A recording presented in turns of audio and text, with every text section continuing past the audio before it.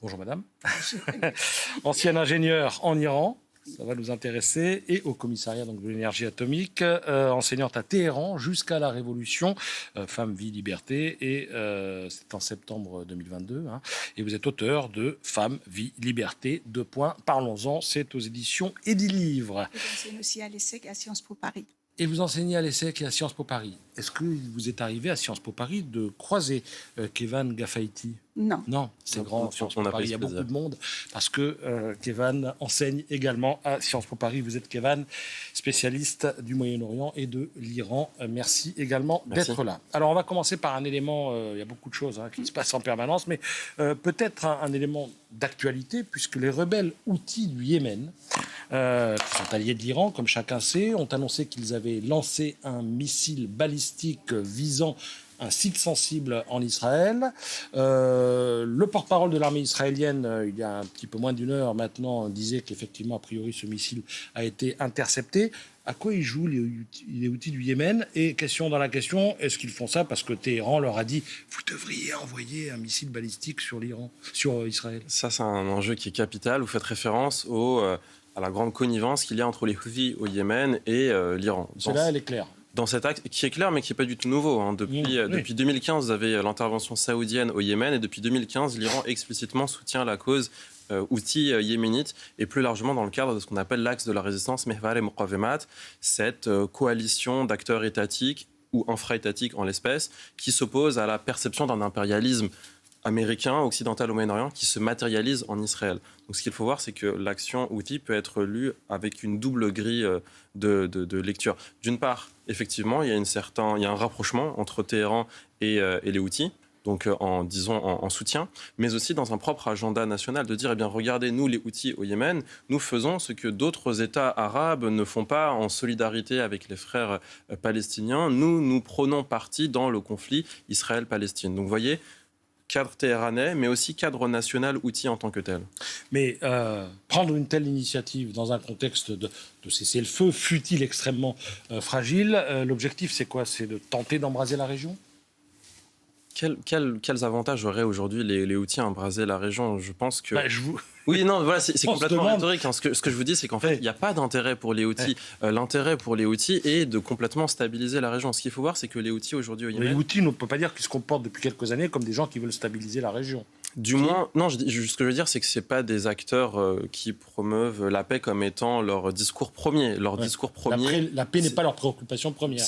Leur préoccupation première, c'est de consolider ce qu'ils ont. Et c'est justement ce que je voulais vous expliquer, c'est que les Houthis, aujourd'hui, à peu près un tiers du territoire yéménite. Un tiers, vous me direz, ce n'est pas beaucoup. Mais en fait, quel est le tiers ? C'est le tiers sud yéménite, où vous avez Sanaa, vous avez les ports, les infrastructures portuaires qui sont particulièrement riches pour le commerce, c'est important. On se rapproche ensuite du détroit de Bab el-Mandeb, de la mer Rouge et du canal de Suez, vous en connaissez l'importance stratégique, et comme je vous le disais aussi, de l'aéroport international yéménite, de la capitale. Donc c'est pour ça qu'aujourd'hui les Houthis devraient plutôt, s'ils étaient stratèges, essayer de tout simplement calmer le jeu et verrouiller les acquis territoriaux et politiques qu'ils ont aujourd'hui. C'est vraiment l'intervention saoudienne au Yémen, c'est la forever war, la guerre éternelle de Riyad. Au Yémen, les Saoudiens essaient de s'extirper de ce conflit qui dure depuis 10 ans. Vous le disiez, il y a eu un apaisement entre les Américains et les Houthis yéménites. Les Houthis font quelques frappes cosmétiques. Dès le 13 juin 2025, lors de l'attaque israélienne vis-à-vis de l'Iran, on le rappelle, illicite au regard du droit international, les Houthis avaient envoyé quelques drones, quelques missiles, mais qui n'avaient pas fait ni de morts, ni de blessés graves, ni de dommages. C'était vraiment sur le symbole. C'est cosmétique, comme vous disiez. Voilà, c'est sur le symbole. Peut-être avez-vous, madame, un avis sur la question. Vous pensez que Téhéran a pu suggérer aux Houthis d'envoyer un missile aujourd'hui sur Israël, ou peut-être vous pouvez ne pas avoir... Moi, je pense qu'aujourd'hui, il y a une telle bazar un peu partout que ça pourrait être tout simplement une envie de montrer qu'on existe toujours. Ça peut être tout simplement les Iraniens, mais je ne pense pas qu'ils ont intérêt, avec tous les problèmes qu'ils ont, encouragé qu'ils lancent un missile. Et il faut voir que à mon avis, les Houthis sont en train d'avoir exactement le même destin qu'ont eu le Hamas et les Hezbollah, sachant que le plus grand port yéménite a été complètement détruit par les frappes. Ce qui est sûr, aujourd'hui, tout ce qui est transfert des bateaux à travers la mer Rouge, maintenant, c'est repris et qu'apparemment, ils n'ont plus la force qu'ils avaient auparavant pour fermer la... Et on peut s'attendre à ce qu'il y ait une riposte israélienne, puisque c'est ce que sous-entendait tout à l'heure le porte-parole de l'armée israélienne qui s'exprimait en direct sur France Info TV. J'en reviens aux quelques images que nous avons vues en provenance de Téhéran, à savoir, comment dirais-je, les funérailles en grande pompe, de hauts gradés et de, comment dirais-je, de scientifiques du nucléaire iranien. Il est évident, mais peut-être allez-vous me démentir, que ces images s'adressent aussi bien à l'opinion publique iranienne qu'aux étrangers. C'est quoi le message ? Complètement. Encore une fois, il y a, dans toute politique, il peut avoir des conséquences internes, nationales, mais aussi extérieures, internationales. L'objectif est de paraître fort pour l'État iranien. Vous avez vu comment... La solidité et l'établissement même de l'État iranien, de la République islamique, a été explicitement mise en cause par Israël et les États-Unis, qui ont appelé à des regime change operations, des opérations de changement de régime. Même on a parlé d'un éventuel assassinat du guide suprême iranien Ali Khamenei du côté israélien, du côté américain. Ce sont des scénarios qui ont été particulièrement forts, qui ont été particulièrement martelés typiquement par l'administration Trump. Et donc là, il y a cette envie côté iranien de montrer que nous sommes présents, nous arrivons encore à mobiliser les foules. Ça, c'est dans des considérations tant internes qu'externes, puisqu'on veut montrer que l'on est toujours en place vis-à-vis de nous-mêmes, vis-à-vis de notre population, et ensuite aussi vis-à-vis des potentiels, enfin pas des potentiels, des ennemis d'hier. On peut imaginer que le message lancé à l'opinion publique iranienne, aux Iraniens qui vivent sur place, c'est « nous sommes unis contre l'ennemi ». Est-ce que, selon vous, peut se trouver une majorité d'Iraniens ou une forte proportion d'Iraniens pour se laisser berner par ce message ou au contraire, les gens penseront réellement que oui, le pays est uni contre l'ennemi? Les Iraniens ont l'habitude d'avoir des scènes comme ça depuis des années et des années, et qu'il y a des bus qui emmènent les gens jusqu'à Téhéran. Il y a l'obligation des militaires de participer, l'obligation des fonctionnaires de participer, et qu'ici, participent, on va faire ceci et cela, auquel s'ajoute, on a environ 15 à 17 millions d'Afghans qui sont là, et que par nécessité, et de fait que peut-être on va leur régulariser leur situation administrative, et puis qu'il y a à manger et à boire, qu'ils participent. Donc pour le peuple iranien, c'est-à-dire 95% de la population qui est contre ce régime, c'est un non-événement. Par contre, ce qu'on peut dire, c'est que depuis 2 jours, on n'arrête pas à envoyer des SMS à la population en les mettant en garde de quelconque message que vous envoyez, ça va être intercepté, il ne faut pas que vous envoyiez quoi que ce soit comme vidéo, comme message à l'étranger. Donc c'est tout ça qui montre qu'ils sont extrêmement fragilisés. Ce que vous racontez là, c'est ce que vous ont raconté, j'imagine, des correspondants avec lesquels vous êtes en contact. J'ai même reçu des copies des messages, tout à fait. Vous avez reçu des copies des messages. Alors on a bien compris que sur le plan, si on dézoome un petit peu sur le plan diplomatique, on est dans une sorte d'entre-deux. Il y a certes un cessez-le-feu, mais ce cessez-le-feu est fragile et il ne s'affranchit pas de certaines tensions verbales, va-t-on dire, puisque Donald Trump a déjà envoyé un message clair aux Iraniens en leur disant on a arrêté de taper, mais on pourrait recommencer. Voyons ce qu'en dit notre correspondante aux États-Unis, Camille Gutin. Oui, la menace de Donald Trump est très claire. Dans une conférence de presse, le président américain a expliqué qu'il n'hésiterait pas à frapper une seconde fois l'Iran si jamais le programme nucléaire redevenait inquiétant et si jamais il y avait à nouveau de l'uranium enrichi. Donald Trump qui s'est montré très offensif. Il a d'ailleurs appelé l'ayatollah Khamenei en Iran à dire la vérité. Selon lui, il n'y a pas de victoire des Iraniens et surtout, Donald Trump a rappelé que s'il était toujours en vie, c'était grâce à lui. Ce serait Donald Trump qui aurait empêché les les Israéliens de frapper l'ayatollah. Il l'aurait sauvé, je cite, d'une mort atroce. Donald Trump qui a aussi dit qu'il ne lèverait pas les sanctions contre l'Iran, ce qui était prévu en début de semaine. Donc les négociations entre les deux pays semblent très compliquées, très incertaines. Il y aurait une diplomatie secrète entre l'Iran et les États-Unis, mais ça ne semble pas très clair pour le moment. Lundi prochain, on attend à la Maison-Blanche une délégation israélienne qui devrait discuter de la suite à adopter pour l'Iran. Camille Gutin, Washington. Fatimé Robiol. J'y arriverai pas, hein. C'est pourtant écrit noir sur blanc. Fahimé Robiol. Parce que c'est un prénom persan, je vous en prie. Comment cette rhétorique trumpienne est susceptible d'être reçue par les mollahs? Les mollahs ne cherchent qu'à négocier pour sauver leur peau. Ça, c'est ce qui se passe derrière. Mais les conditions de Trump est telles que non, indépendamment de mettre à table rase en ce qui concerne le projet nucléaire, mais également sur les missiles. Et c'est leur gros problème. J'attire votre attention sur la déclaration de l'ambassadeur de l'Iran à l'ONU, qui aujourd'hui a dit on est d'accord de faire apporter à l'extérieur les 60% et les 20% uranium enrichi, mais on n'est absolument pas d'accord, c'est non négociable, tout ce qui est les problèmes balistiques. On a depuis 15 jours, on a l'habitude des rhétoriques de la part des deux parties, mais ce qui est important dans la stratégie de Trump, même si on dit qu'il dit n'importe quoi, etc. Moi, je pense que son stratégie, c'est de créer une sorte de chaos. Même nous, on ne comprend pas où il veut y aller, mais lui, il sait où il veut y aller. Ouais. Donc, il empêche toute prise d'orientation à celui qui est son ennemi, qui est le régime iranien. L'Iran a besoin d'un accord ou au moins de l'amorce de négociations pour calmer d'éventuelles rébellions qui seraient fomentées à l'intérieur du pays? L'Iran a tout intérêt à négocier et je m'inscris complètement en vrai avec ce qui a été dit. Du côté de l'administration Trump, il y a une lecture assez erratique qui nous est offerte des différentes déclarations. Un jour c'est oui, un jour c'est non.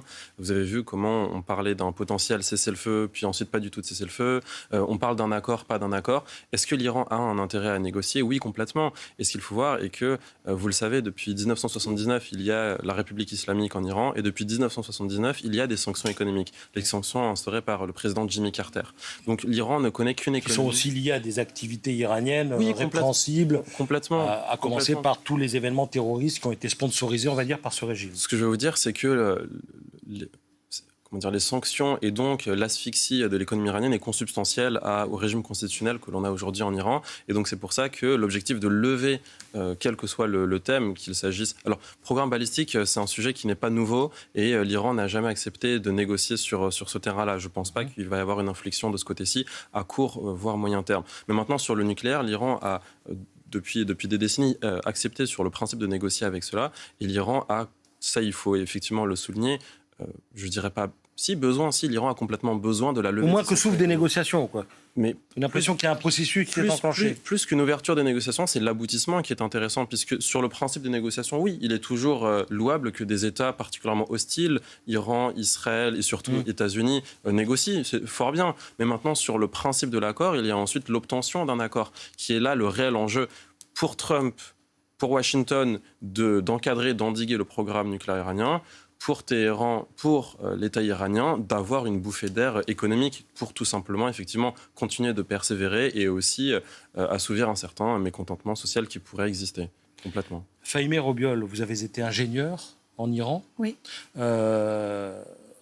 J'ai travaillé dans le nucléaire iranien avant la Révolution. Alors, c'est intéressant, avant la Révolution. Oui, donc dans le domaine civil exclusif. Ça remonte à avant 1979. Au moment de l'arrivée de forcément, mais j'imagine que vous avez gardé des contacts, gardé des antennes sur place, même s'il y a eu une révolution.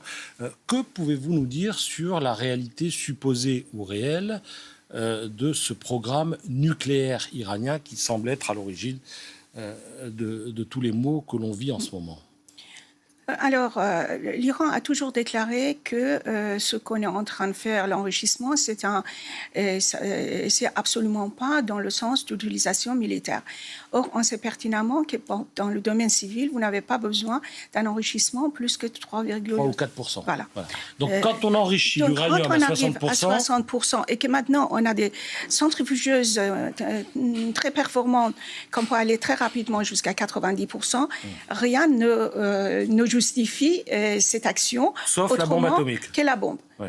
En ce qui concerne la négociation, je regrette.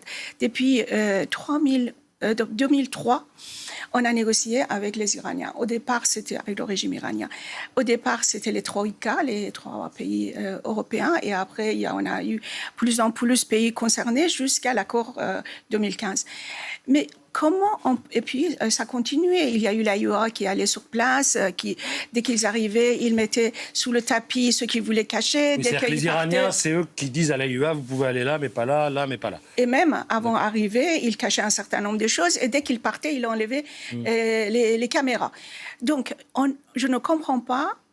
Pour pouvoir négocier avec quelqu'un en face, il faut qu'il y ait un minimum de confiance. Comment on peut avoir une confiance à un régime qui est terroriste, qui est corrompu, qui a tout le temps menti, et donc c'est simplement porter le problème encore plus tard. Et encore, vous voyez, il y a un précepte dans l'islam idéologique chiite, et là on le voit bien, ils sont parfaitement capables de signer n'importe quel papier, pourvu qu'ils sauvent le régime. Mais après, première chose, c'est qu'ils ont commencé une répression massive au nom on a été espion des Israéliens qui a commencé, on a pendu plusieurs personnes. Donc, une répression massive à l'intérieur du pays. Évidemment, on va penser qu'ils sont devenus respectables, on va faire un certain nombre d'annulations d'embargo, et dès qu'ils peuvent, ils vont recommencer. Ce n'est pas possible. Et si vous permettez, regardez ça. Est-ce que vous connaissez un pays qui, sur place publique de sa capitale, est installé un compteur qui affiche le nombre de jours qu'il reste avant l'anéantissement d'un autre pays? Ça, c'est le régime iranien.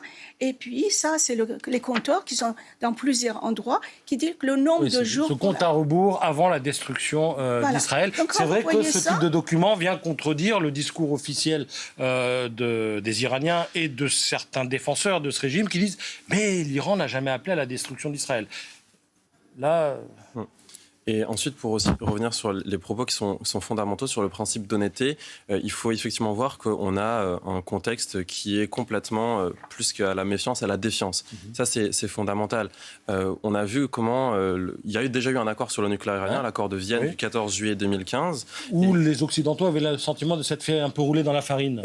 Là, j'ai une appréciation... La preuve, c'est qu'aujourd'hui... J'ai une appréciation différente de la vôtre, puisque vous le savez, il y a eu 11 rapports de l'AIEA, l'Agence internationale pour l'énergie atomique, et là, je pense que Mme Rubiales sera d'accord avec moi. Il y a eu 11 rapports de l'AIEA qui qui ont été réalisés par des enquêteurs qui, là, pouvaient entrer sur quelques lieux que ce soit sans sommation. Vous allez où ils voulaient. C'était dans l'accord de l'AIEA. Dans l'accord, mais est-ce que dans les faits, c'est ce qui s'est passé? Alors, du moins, là où vous avez raison, c'est qu'il y a eu beaucoup de rapports de l'AIEA qui informaient le fait qu'à certains moments, l'Iran ne permettait pas d'accéder à tel et tel lieu. Cependant, durant l'accord du JCPOA du 14 juillet 2015 au 8 mai 2018, là où nous n'avons pas eu ce genre de déclaration de l'AIEA, et donc vous avez eu 11 rapports de l'AIEA, et sur ces 11 rapports, il y a eu 11 rapports qui ont dit l'Iran a respecté ses engagements, et les États-Unis et les autres États aussi. Et donc, effectivement, on a un principe d'honnêteté qui est complètement rompu, puisque le 8 mai 2018, vous le savez, ce sont les Américains de Trump qui ont quitté